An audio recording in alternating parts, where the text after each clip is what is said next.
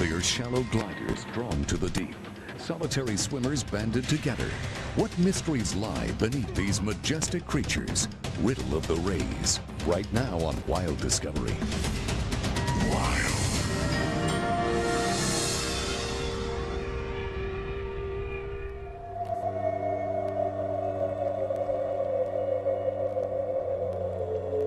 Beneath the towering cliffs of volcanic islands off the coast of New Zealand, strange creatures gather in the gloom of a huge underwater cave.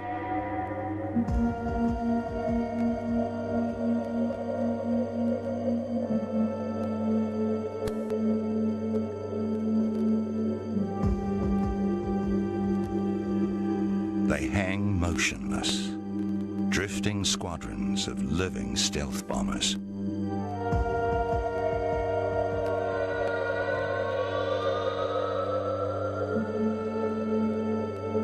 Huge, black as night, ominous.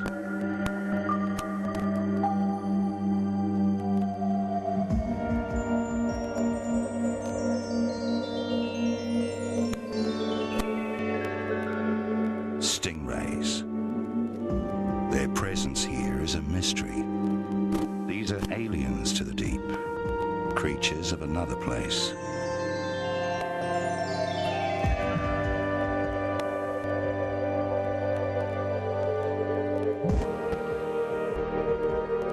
Yet every year at this time, they gather here in answer to some silent call.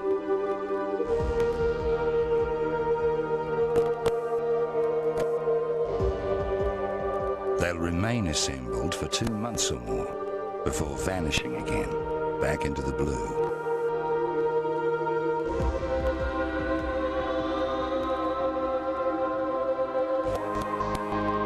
What draws these alien rays to a hazardous rendezvous in a remote ocean cave is one of the most intriguing riddles of nature.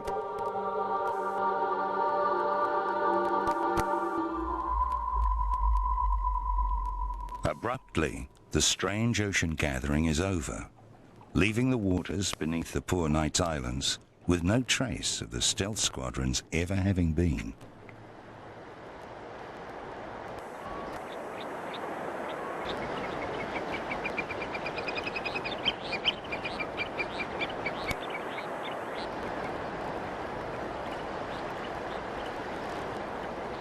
For the next 10 months, the only hint of their existence will be scattered shapes concealed against the sand in distant coastal shallows.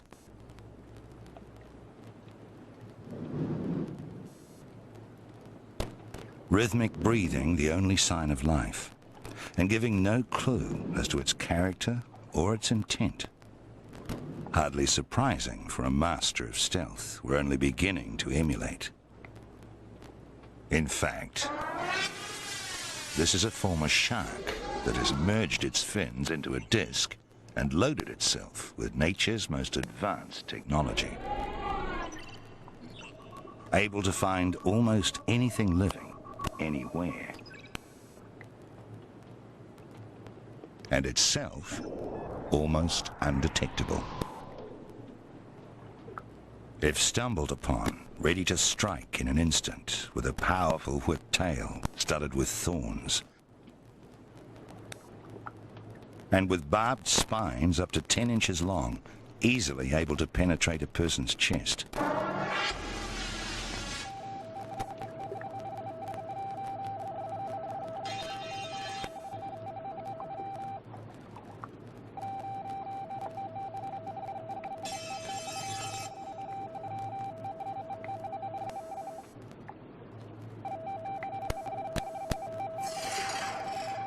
It's a weapon honed to rip flesh and leave behind a toxic cocktail to kill days or even weeks later. Since the time of the dinosaurs, stingrays have inhabited most of the world's seas. These black rays of New Zealand's mystery squadrons are the largest of them all.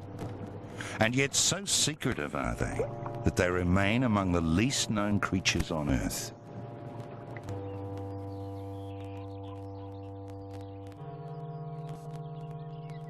Astoundingly, they make their home in the very areas where we feel most at ease. The murky waters of this marina might have been created especially for them.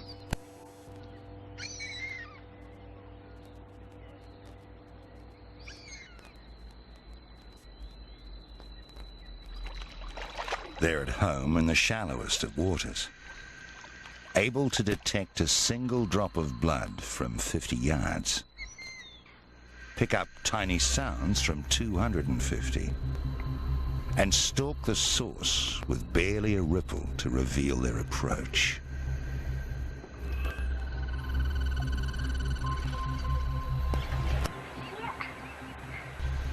Every year, ray stings injure 1,500 people in the United States alone.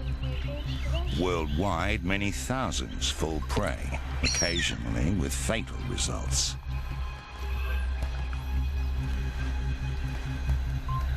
These are opportunists, happy to take anything as food, wherever it offers. Oh, she's coming. Ben. You scared?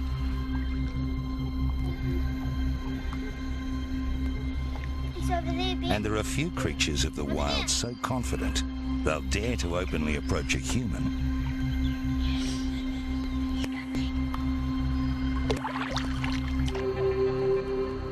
But there are even fewer 200-pound monsters that children could dare to toy with like this.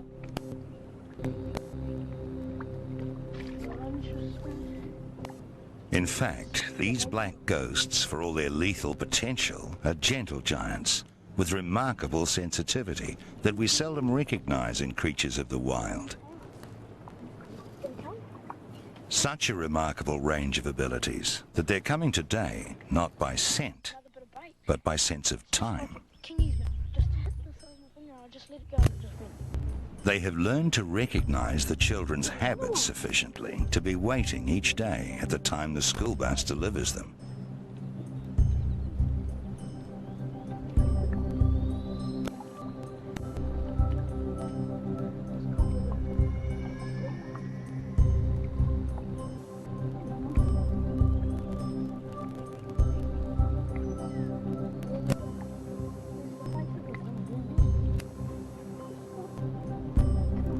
It isn't uncommon for animals to associate the patterns of the sun and regular sounds with feeding, but these rays seem to be able to go a step further.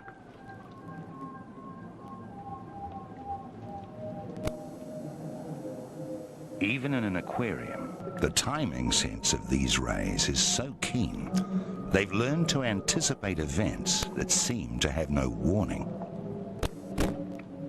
Kelly Talton's underwater world is set in huge tanks below ground with no sunlight. A totally controlled and constant environment. Yet, at the same time, each Tuesday, Thursday and Sunday, the rays rise. Before aquarium staff enter the tanks with feed buckets, they're already gathering. Their sense of time clearly tuned to some internal alarm only they can detect. While most animals have a sense of time, black rays show exceptional ability to associate time with particular events, to learn. And the ability to learn suggests these supposed primitive animals have intelligence at least comparable to birds like pigeons and modern mammals like rats or rabbits. Such intelligence would help to explain why there has never been an attack in the 15 years they've been held in these tanks. Even though, with their barbed tails, these creatures could easily inflict serious harm.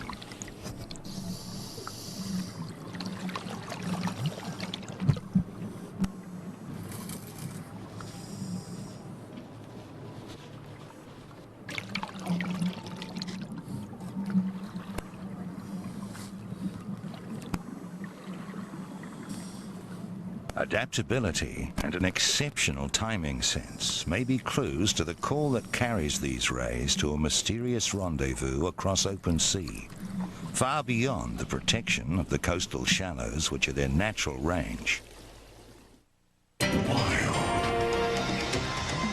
Coming up, in the deep, rays are the hunted, but the tides turn in shallow waters after the break. Although long dismissed as mindless, rays and their close relatives, sharks, are among nature's most successful sea creatures. Some boast large and powerful brains, and a black rays is the largest of any, equal to so-called higher vertebrates.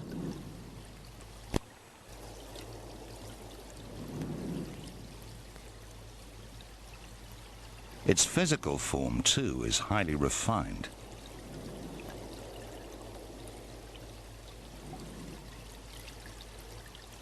A slippery covering of slime reduces surface drag. It's as if the fins of a shark have been enlarged and its entire body merged into an almost flat, highly flexible disc, forcing its gills, mouth, and nostrils to its underside. The change has produced the ultimate undersea form, capable of quick turns, up, down, or sideways, and rapid acceleration in the face of threat.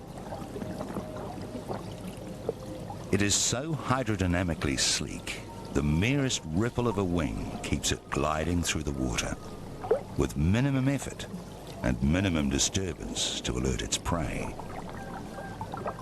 It's a design that has made the ray one of the world's great survivors, almost unchanged through 150 million years, as others have come and gone.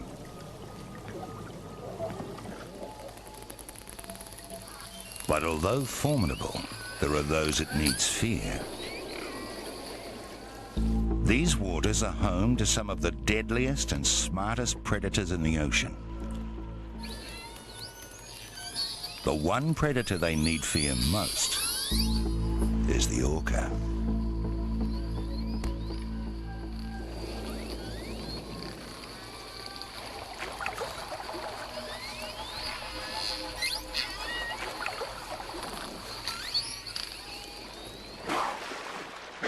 Orca hunt in fast-moving packs, combining sight and smell with deadly accurate sonar. Rays with a top speed of about 10 miles an hour stand no chance in an open chase. For the ray to survive, she must rely on cunning. Although cornered, the ray's vulnerable disc is protected, while her sensory systems guide her deadly tail to meet the threat.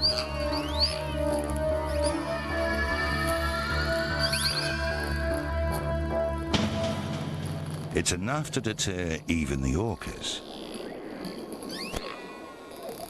Watching the danger departing, the tail drops from its defensive guard. But the orca will continue on an endless quest to consume 1/10 of their body weight each day. In these waters, rays seem to be a major part of their diet.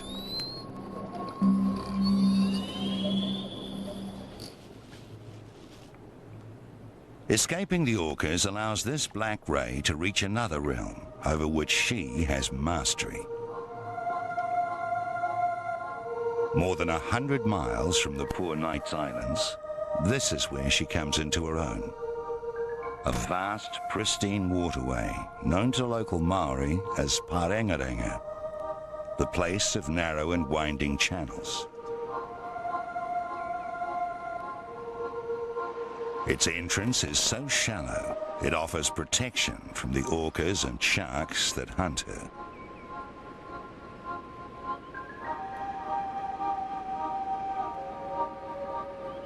Few can gain access to these sheltered waterways, but the ray is one of them. She is the shark that came in from the deep, and this is why. The reason her ancestors abandoned the fish shape of her shark cousins. Slipping like a ghostly shadow through water only inches deep, she has access to a labyrinth of shallow margins, in which she will reign supreme. There are other rays here, but black rays are solitary creatures. And Purengarenga is such a vast aquatic larder, there is ample room for all. The water level falls 8 feet with every tide, shrinking the harbour to 1/10 of its volume and exposing acre after acre of sand flats that draw life of many kinds.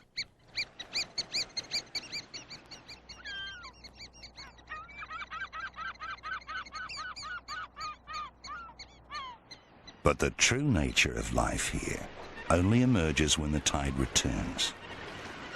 Then the harbour shallows become a secret realm, accessible to none but the most specialised.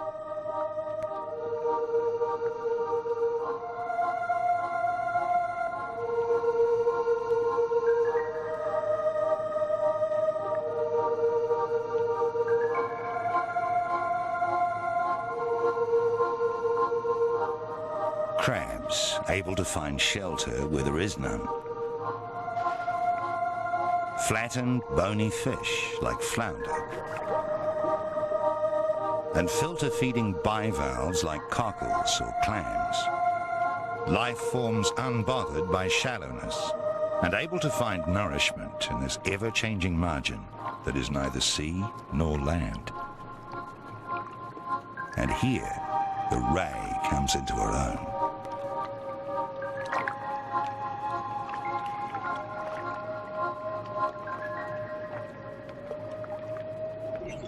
As the shellfish draw water in and out, filtering nutrients, they create tiny water currents that the ray's wing can detect, enabling her to pinpoint the densest shellfish beds.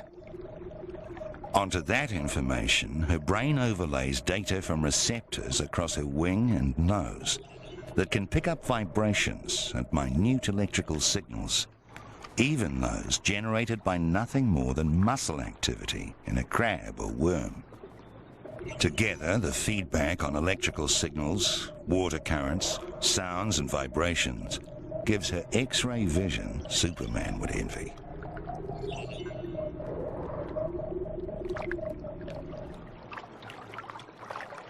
She's able to see through sand, empty shells or other obstructions, and reveal any living organisms beneath or within.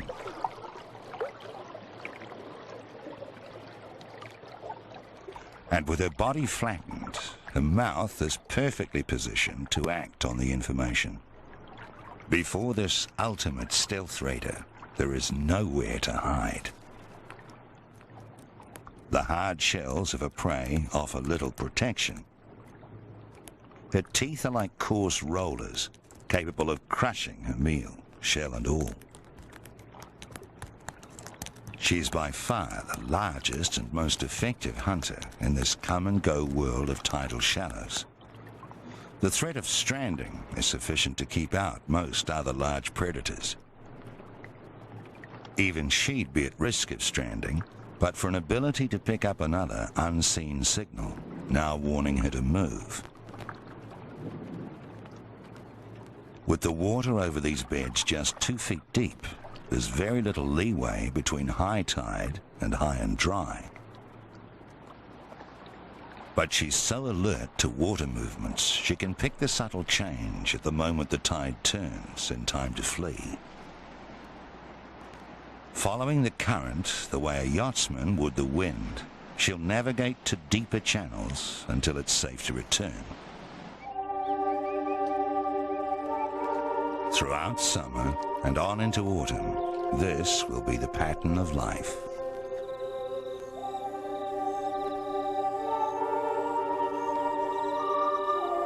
The harbour a tranquil haven, protected by its governing tides, and in which the giant ray is the unchallenged mistress. Then, as winter begins to settle, a new impulse drives the ray even further into the shallow sanctuary. The upper reaches of the harbour are fringed with mangroves, mile after mile of forested waterways, which are even more sheltered. Added shelter she now needs. Her belly is swollen and distended. She's pregnant. Black rays don't lay eggs, but deliver their young fully developed after 10 months gestation. She may be carrying anything up to 12 pups.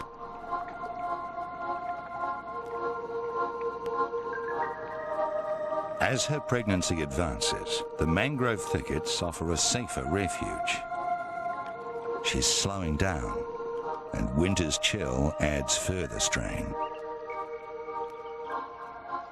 Few saltwater creatures could cope in the relatively fresh water among the mangrove creeks.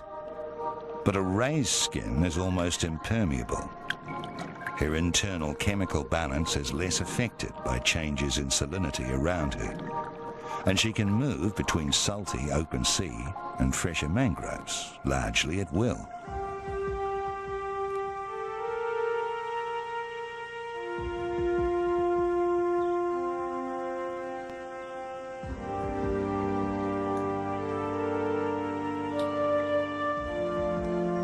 Many fish use the mangroves as a nursery. The muddier bottom means worms and soft-shell crustaceans like shrimps proliferate, and the tangle of tree roots offers near total protection.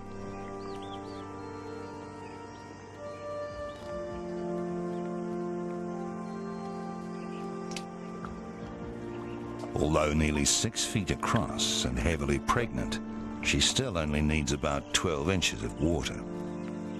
Here she'll be both protected by the tangled shallows and well nourished.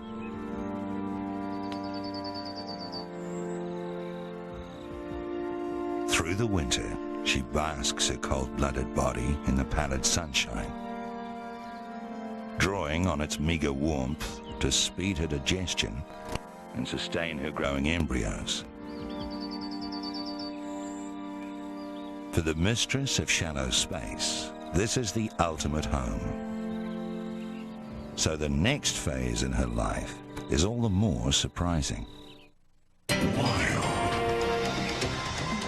Coming up, the Ray's underwater world is turned upside down with a mysterious call to the deep after the break.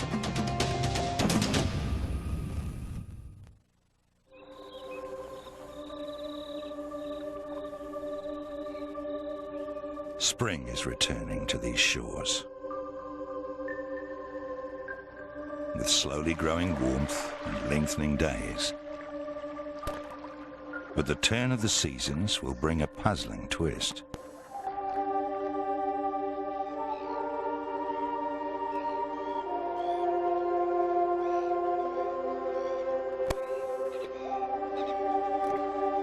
The time of new life seems also to carry an irresistible call from some unseen beacon. Just as the new spring brings life back to Parengarenga, the still pregnant Ray is about to abandon her sanctuary.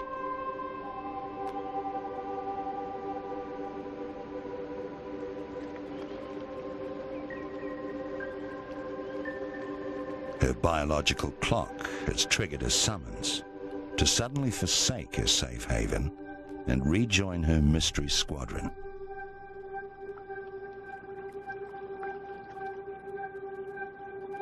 The call seems strong enough to override the most powerful natural instincts, taking her into the open sea where she's most at risk, and overcoming even the instinct of a mother.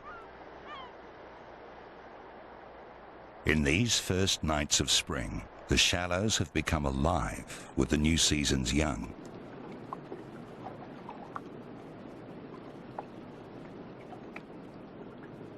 And in this time of fragile beginnings, she delivers her own brood of young life in the rocky coastal shallows, only to now abandon it to an uncertain fate. Ray pups are born as near exact miniatures of their parents. At 10 inches, barely the size of a dinner plate, they're able to swim, and their tiny barbed tail is already formed. But they're far from mastering their new world. With their mother's departure, they're left unknowing and vulnerable. They have all the Ray's remarkable technology, but no teacher to show how to use it.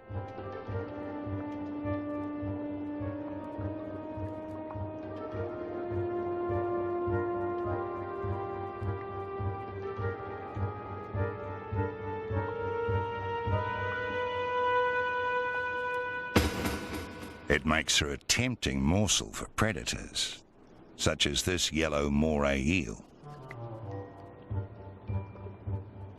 The young rays will learn by instinct and trial and error, but only at a terrific toll on the number that will survive to adulthood.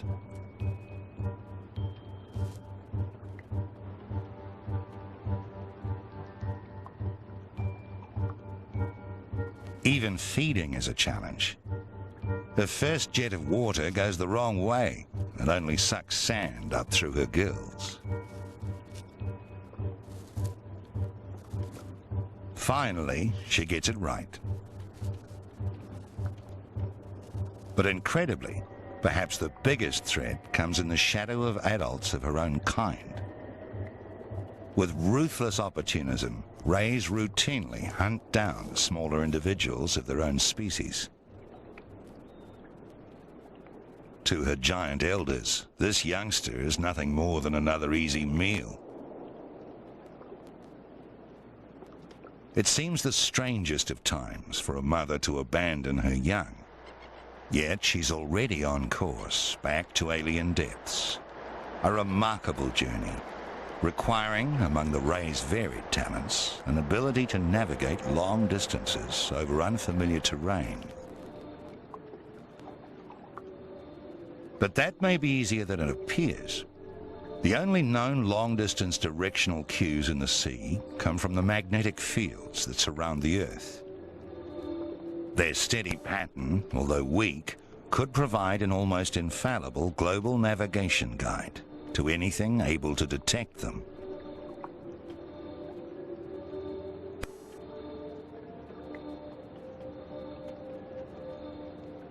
And there are few creatures more fitted to take advantage of them.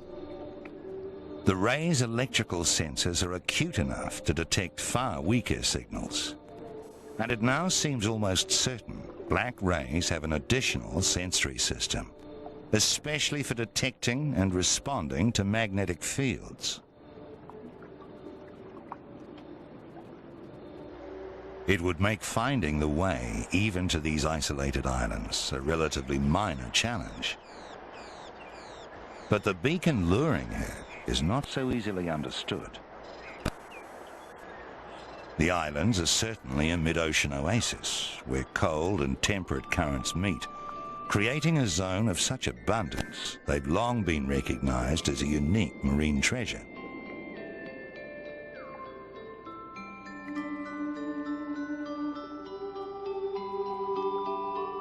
The swarming life here makes this a regular feeding station for many ocean predators. Kingfish drawn to schooling damsels, wrasse, moray eels, the scorpion fish with its venomous spikes. It's possible she's drawn by the same abundance.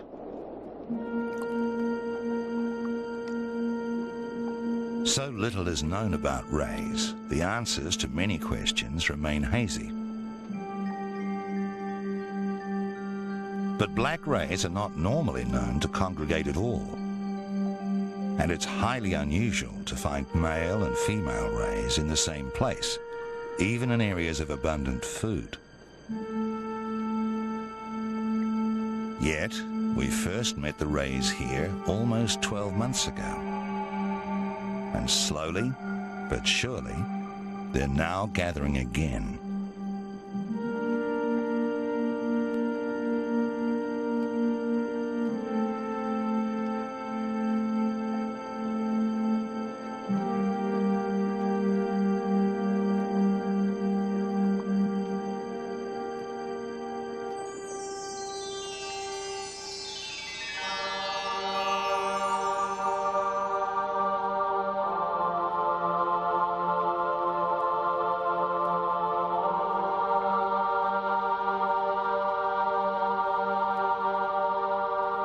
In fact, the feeding opportunities here don't suit the mistress of Porengarenga at all. While it may look like an oasis, to her it's a near desert. Unlike most large ocean predators, she's a creature of stealth. But there are no murky shallows to conceal her here.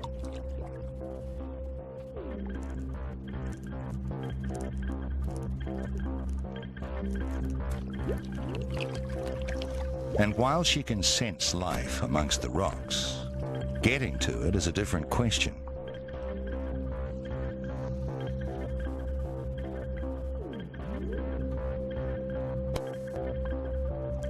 This is not her usual prey, or her usual hunting grounds.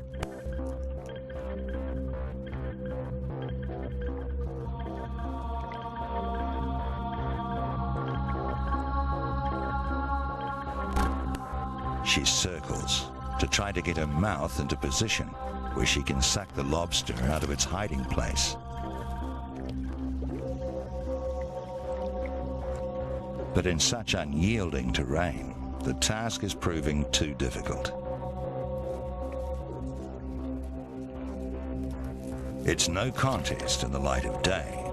She'll have to wait until nightfall, when the lobster's as blind as she is, and her stealth technology may surprise it out feeding on the open seabed.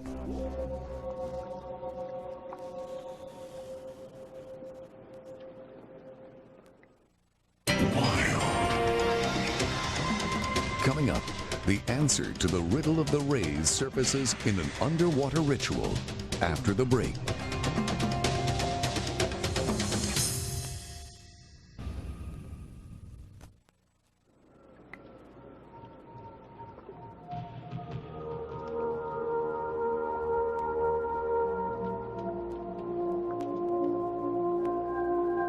Out here, the masters of shallow space are simply out of their depth. So if not to feed, why are they here? The only other thing is mating. Other stingrays mass at mating time, but head into extreme shallows. It's a dramatic twist if these rays have left the shallows to mate here in deep space, where they would seem especially at risk. The island's unique gathering has drawn others. These waters are an exceptional diving location, made more special by the chance of seeing an animal that is normally solitary and alert to the threat of attack. Yet now, here in hundreds, and just so relaxed, they ignore the presence of human divers.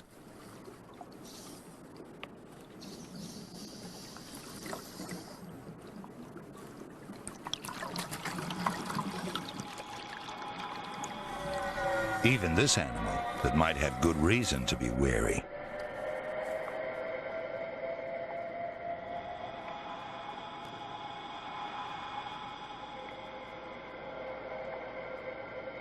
If the rays are at risk here, none are more so than this albino aberration, shining out like a beacon in the gloom of the arches. Totally devoid of defensive coloring, she'd be dangerously conspicuous in the open sea.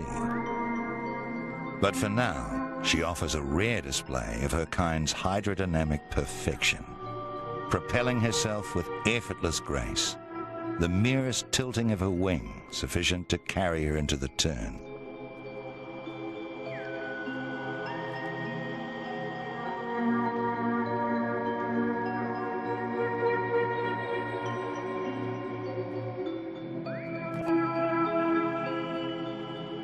Possibly the 3 giant spikes she carries have enabled her to overcome the hazards of her flamboyant birthright and survive to adulthood. Hers is no mean achievement. There are many less extrovert characters here, marked by attack from sharks and orcas.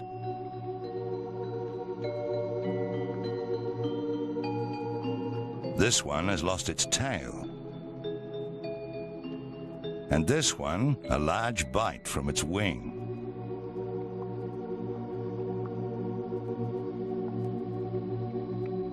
Yet in spite of the risks, the appearance of a large bronze whaler shark sparks no alarm among the rays.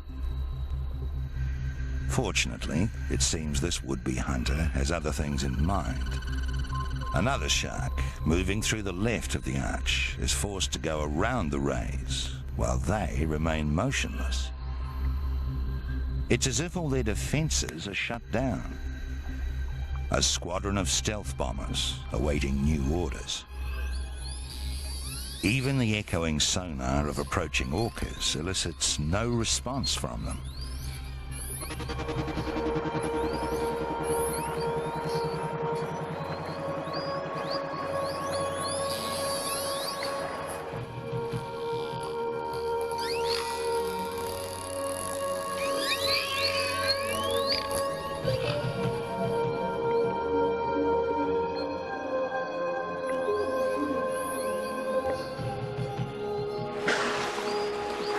The orcas are within yards of the archway entrance.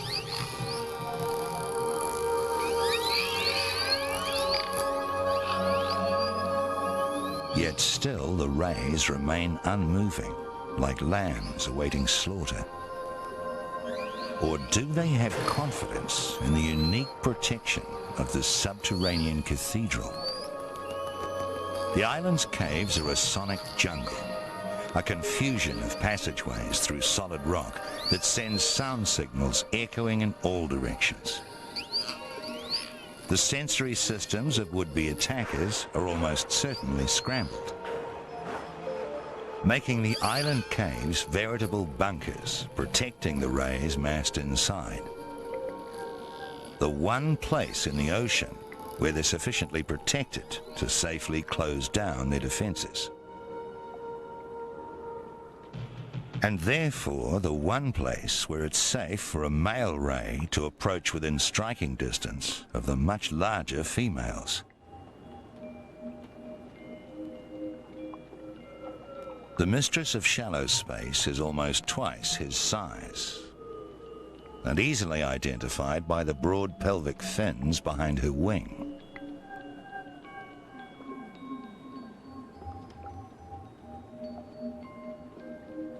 The male's pelvic fin has an obvious modification.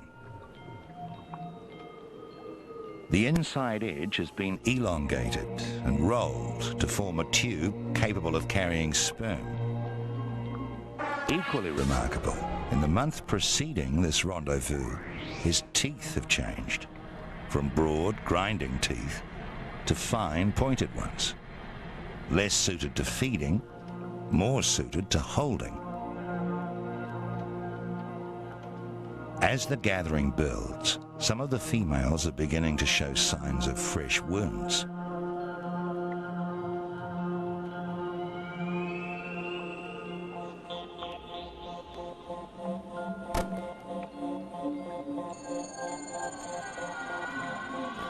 But as night approaches, the males begin to stir. Rays are typically more active at night, so it's no surprise that most activity here should also be reserved for the hours of darkness. At first, there's little clue to what's happening.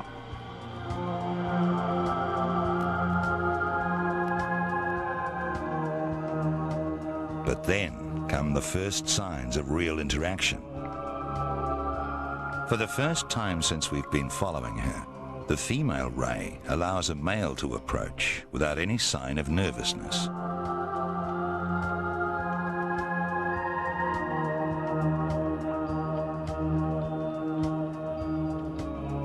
Soon, another begins to track closely in her wake.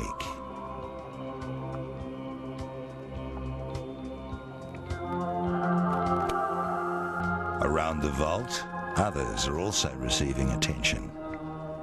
In the shallows, unwelcome attention would result in the male being ruthlessly impaled.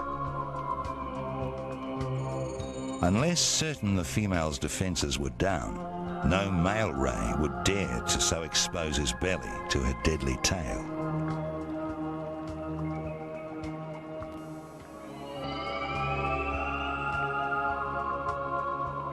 On into the shadows of late evening, the flirtation continues.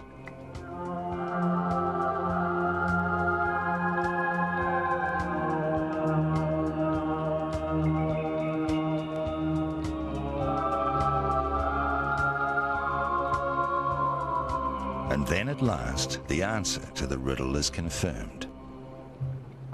Contact, and the reason for the male's new pointed teeth becomes painfully obvious. The male has locked his jaws onto her. This time he's under her tail and out of range of the deadly spines that defend her against attack from above. However she twists, he remains firmly attached. It's a Gothic ritual of courtship that has rarely been observed.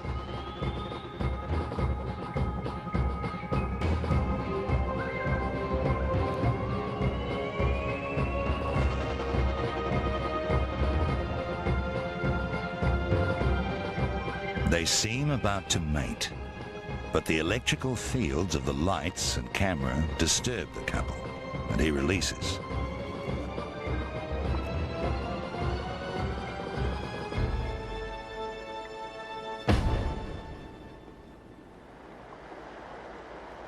Over coming nights, however, there will be many more such encounters.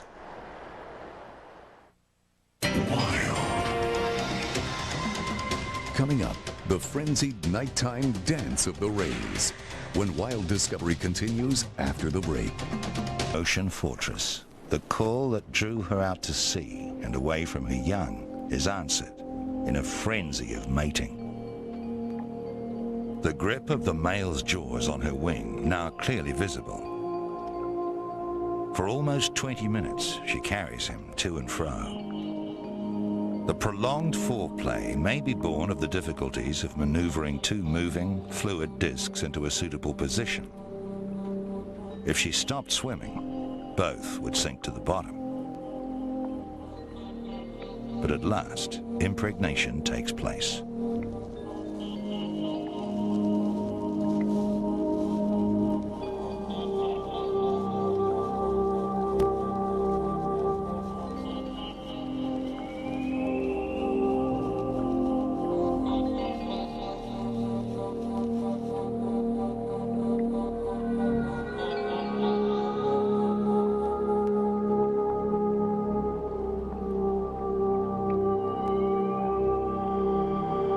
It is one of the most punishing reproductive rituals in nature, but also among the most refined.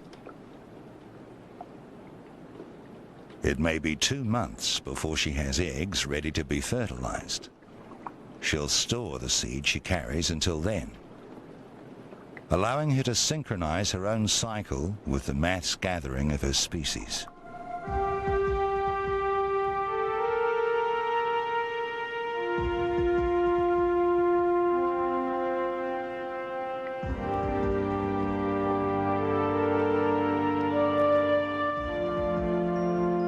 It may seem a bizarre solution for a creature so committed to the shallows to require a Gothic assembly in an ocean citadel. But where else is she not competing for food? Where else would a gathering of her cannibal kind pose no threat to her young? Where else would she be safe from predators and able to meet and mate with such confidence? In these remote ocean caves, she's found an elegant solution to one of nature's most complex riddles.